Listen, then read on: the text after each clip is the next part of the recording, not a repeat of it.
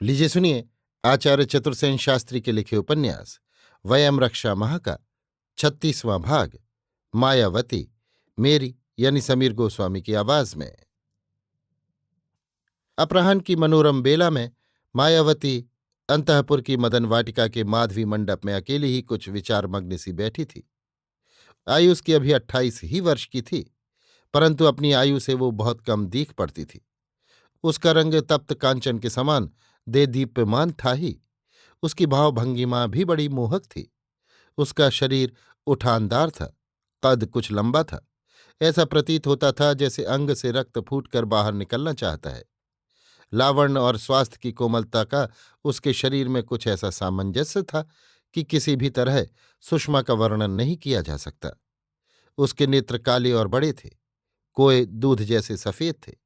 दृष्टि में कुछ ऐसी मादक भावभंगिमा थी कि जिससे उसकी आग्रही और अनुरागपूर्ण भावना का प्रकटीकरण होता था।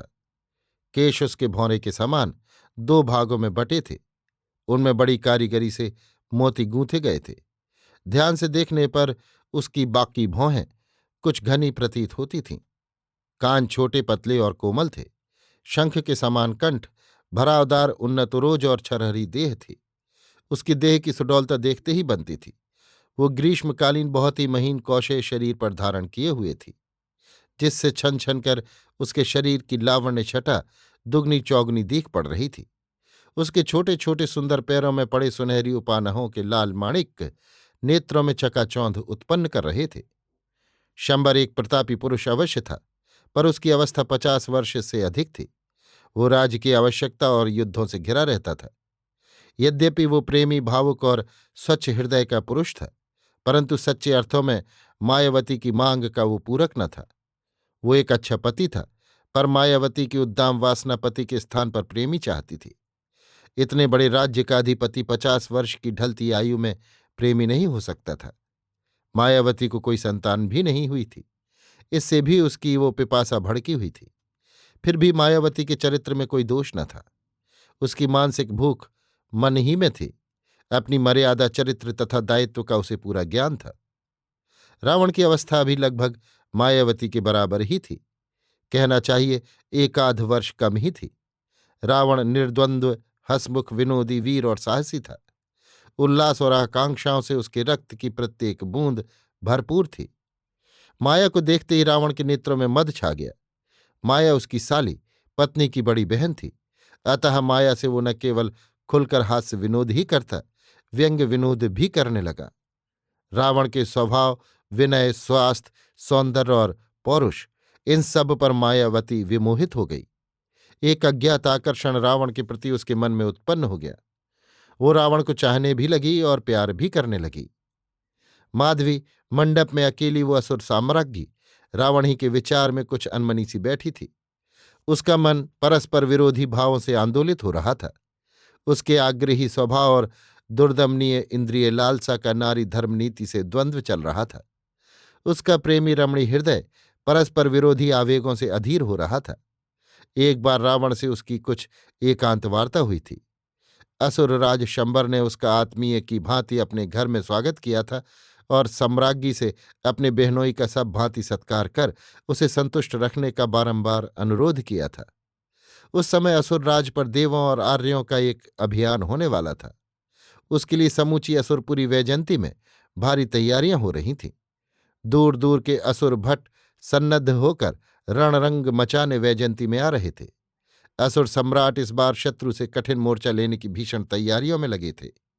उनका प्रबल शत्रु देवमित्र पांचाल नरेश दिवोदास था। ये एक निर्णायक युद्ध का सूत्रपात था। इसी से असुरराज इस युद्ध की ओर से बेखबर नहीं था। इसी से उसने अपने साढ़ू लंकापति रावण के आतिथ्य का भार अपनी पत्नी मायावती पर डाल दिया था। शंबर मायावती को अत्यंत प्रेम करता था। उन दिनों असुर दैत्यों और दानवों की अपेक्षा संस्कृति में आर्यों से अधिक साम्य रखते थे। वे अपने को आर्यों ही की शाखा मानते थे। इसी से विवाह मर्यादा उनमें आर्यों ही के समान थी। मायावती भी आर्य ललना की भांति स्त्री नीति तथा स्त्री धर्म को समझती थी। यद्यपि आर्य ललना होने से वो अपने अवरोध में स्वतंत्र थी, बंधन मुक्त थी। उन दिनों असुर महिलाएं आर्य पत्नियों से अधिक स्वाधीनता तथा समानता का उपभोग करती थीं। मायावती जैसी आग्रही स्वभाव की थी, वैसी ही मानवती भी थी। जब वो अपनी गर्वीली चाल से हंसनी अथवा हथनी की भांति चलती थी, तब उसकी शोभा देखते ही बनती थी। इस समय अपने मन की चंचलता को छिपाने के लिए उसने सभी दासी चेटियों को अलग कर दिया था। केवल एक दानवी किंकरी नंगी तलवार लिए लता गृह के द्वार पर पहरा दे रही थी। अपराह्न की सुनहरी धूप छन छन कर लता मंडप में आ रही थी। इसी समय रावण भी उपवन में घूमता हुआ वहीं आ पहुंचा। किंकरी को नंगी तलवार लिए मंडप के द्वार पर खड़ी देख उसने अनुमान किया कि अवश्य ही मायावती मंडप में है। वो तेजी से कदम बढ़ाकर उसी ओर चला। किंकरी को देखकर उसने हंसकर कहा, लता मंडप में यदि स्वामिनी है तो उनकी सेवा में रावण का अभिवादन निवेदन कर दें।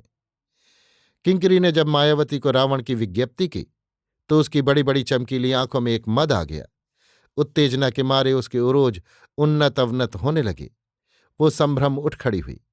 किंकरी पीछे हट चली गई। इसी समय रावण ने हंसते हंसते मंडप में प्रवेश करते हुए कहा, देवी प्रसन्न हो। इस मंगलमयी सांध्य वेला में वंश्री की शोभा को आपने अपनी उपस्थिति से कैसा सजीव कर दिया है। ऐसा प्रतीत होता है कि इस माधवीलता से आवेष्टित मंडप में छन छन कर जो अस्तंगत मरीचि माली की स्वर्णिम रश्मि राशि एकत्र हो गई है, उसे किसी जादूगर ने जैसे एकत्र कर मूर्त रूप दे दिया है। ओह, लंकेश्वर केवल वीर शिरोमणि ही नहीं है, चाटुकार भी वैसे ही है। इसी गुण ने शायद मंदोदरी को मोह लिया है कि कभी वो अपने आत्मियों को याद भी नहीं करती। परंतु आपकी आनंद और श्रद्धा की मूर्ति तो उसी ने मेरे हृदय में अंकुरित की है। तभी तो आपके चरणों में श्रद्धांजलि अर्पण करने इतनी दूर आया हूं। जाइए, बातें न बनाइए। श्रद्धांजलि उन्हीं के चरणों में अर्पित कीजिए जो नूपुर ध्वनि से लंका के मणि महालय को मुखरित करते हैं। अपात्र में दान करने से पुण्यक्षय होता है, ऐसा नीतिकारों का वचन है। आपका वचन प्रमाण है, किंतु अभयदान मिले तो कुछ निवेदन करूं। मायावती हंस दी। उसने हाथ उठाकर अभिनय से करते हुए कहा, अभय लंकापति, आपको अभय। तो मुझे कहने दीजिए कि रावण लंकाधिपति नहीं, आपका दास है। उसे इन चरणों में श्रद्धांजलि अर्पित करने दीजिए। हठात रावण मायावती के सम्मुख घुटनों के बल बैठ गया। मायावती ने भयभीत होकर इधर उधर देखा। उसका मुंह लज्जा से लाल हो गया। उसने कहा, उठिए, ये आप क्या कर रहे हैं? आराधना कर रहा हूं उस देवी की जिसकी अप्रतिम छवि मेरे रक्त के प्रत्येक बिंदु में व्याप्त हो गई है। क्षमा करो सुंदरी, ये रावण आपका दास है। इतना कहकर उसने उसके दोनों हाथ अपने हाथों में लेकर होंठों से लगा लिए। हठात रावण के इस आचरण से मायावती विचलित विस्मित हो गई। वो भीत चकित हरिणी की भांति कांपने लगी। उसके मुंह से बात न निकली। एक अकथनीय आनंद से वो विवल हो उठी, पर तुरंत ही सावधान होकर उसने अपना हाथ खींच लिया और कहा, ये क्या लंकेश्वर? स्वीकार करता हूं, मैंने अपराध किया है, किंतु ये आपकी इस अतुलनीय रूप माधुरी का सत्कार है, इस दिव्य ज्योति की मानसी पूजा है। आप रुष्ट क्यों हो गईं? रुष्ट नहीं हूं, परंतु आप मर्यादा से बाहर आचरण कर रहे हैं। देवी प्रसन्न हो। निस्संदेह अकिंचन आपकी कृपा के योग्य नहीं, पर इस दिव्य सौंदर्य की पूजा से तो आप मुझ दास को वंचित मत कीजिए। ये क्या आप व्यंग कर रहे हैं लंकेश?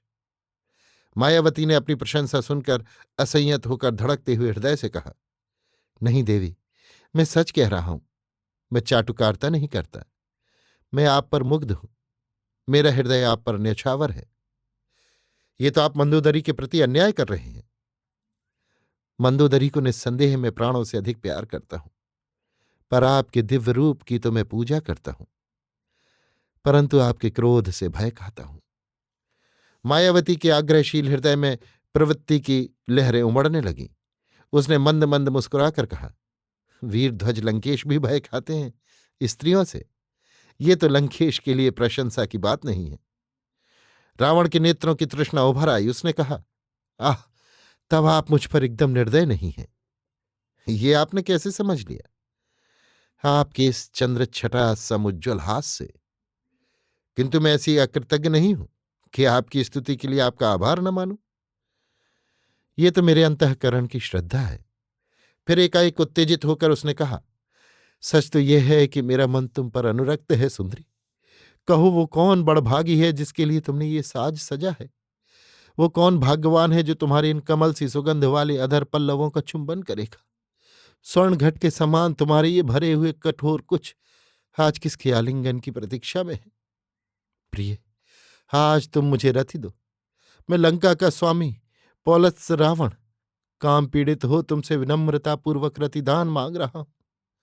मैं जब से यहां आया हूं तेरी मनोहारी मूर्ति हृदय में रख रात दिन उसकी आराधना करता हूं।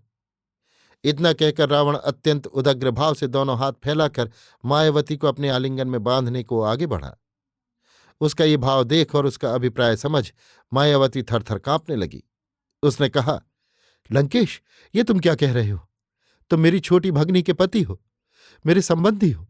मैं धर्म से तुम्हारी ज्येष्ठा हूं। सोचो तो, मेरे पति ये सुनेंगे तो क्या कहेंगे? तुम्हारे भाई कुबेर लोकपाल त्रिलोक में विख्यात है। तुम भी धर्माधर्म को समझते हो, ऋषि कुमार हो। इसलिए ऐसा न करो। जो मेरा पति है उसी के लिए मैं श्रृंगार करती हूं। मैं असुर कुल की स्त्री हूं, पत्नी हूं। तुम्हारी रक्ष संस्कृति है। मेरे सत्व की तुम रक्षा करो। कहो, वयम रक्षामः। रावण ने हंसकर कहा, कहीं असुर रमणियों के भी पति हुआ करते हैं? फिर ये एकांत रति का नियम तो मानवों में है, इसलिए मेरी अभिलाषा तुम्हें पूर्ण करनी पड़ेगी। इतना कहकर रावण ने झपट कर मायावती को अपने अंकपाश में दबोच लिया। मायावती बाज के पंजे में दबी हुई कबूतरी की भांति छटपटाने लगी। उसका श्रृंगार अस्त व्यस्त हो गया, वस्त्र फट गए, केश बिखर गए। वो केले के पत्ते के समान कांपने लगी। मायावती की दुर्दमनीय प्रवृत्ति भी तीव्र अभिलाषा अग्नि से उद्दीप्त हो उठी। कांपते हुए मृदुमंद स्वर में कहा, नहीं, नहीं, मत करो, ऐसा मत करो। इस पर रावण ने उसे और भी कसकर अपनी बलिष्ठ भुजाओं में भर लिया और उसके होठों के निकट अपने उत्तप्त होठ ले जाकर कहा, प्रिय, तू मेरी आराध्या है। उसने अपने अधर मायावती के अधरों से मिला दिए। मायावती भी आवेश में आ रावण के अंक में समा गई। वो भूल गई अपना स्त्री धर्म, राजपद मर्यादा, असुरराज महिषी का गौरवमय पद। अपने पति असुरराज को वो भूल गई। कर्तव्य को भूल गई। विश्व की सब बातों को भूल गई। उसने उन्मत्त हो सब कुछ भूल उस नायक के आलिंगन में अधकुली नेत्रों के साथ अपना शरीर अर्पित कर दिया। अभी आप सुन रहे थे आचार्य चतुर्सेन शास्त्री के लिखे उपन्यास वयम रक्षामः का 36वां भाग, मायावती, मेरी यानी समीर गोस्वामी की आवाज में।